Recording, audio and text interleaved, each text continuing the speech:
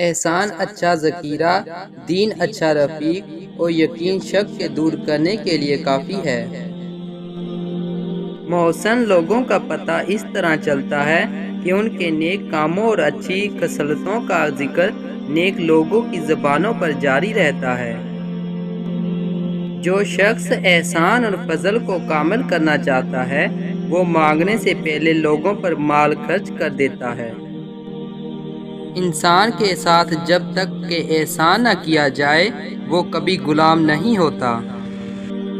بہترین صفات ایمان، احسان کرنا اور بدترین خصلت ظلم و تعدی ہے۔ جو شخص اپنے احسان اور نیکی کو درجہ کمال تک نہیں پہنچاتا ہے تو وہ اسے ضائع اور برباد کر دیتا ہے، اور جو شخص اپنے احسان کو جتلاتا ہے وہ اسے مقرر اور خراب کر دیتا ہے۔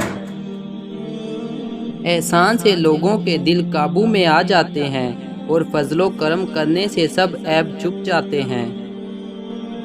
تمام نیک کاموں میں جس چیز کا بہت جلد بدلہ ملتا ہے وہ احسان ہے، اور سب چیزوں میں سے جس کا زیادہ سخت عذاب آتا ہے وہ شر و طغیان سرکشی ہے۔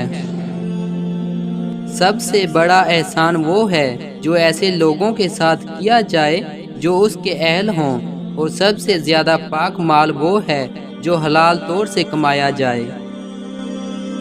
کیا تو چاہتا ہے کہ اللہ تعالیٰ کی غالب جماعت میں شمار ہو تو اس کا تقوی اختیار کر اور تمام کاموں میں احسان کو ملحوظ رکھ۔ بے شک اللہ تعالیٰ ان لوگوں کے ساتھ ہے جو اس سے ڈرتے اور احسان کرتے ہیں۔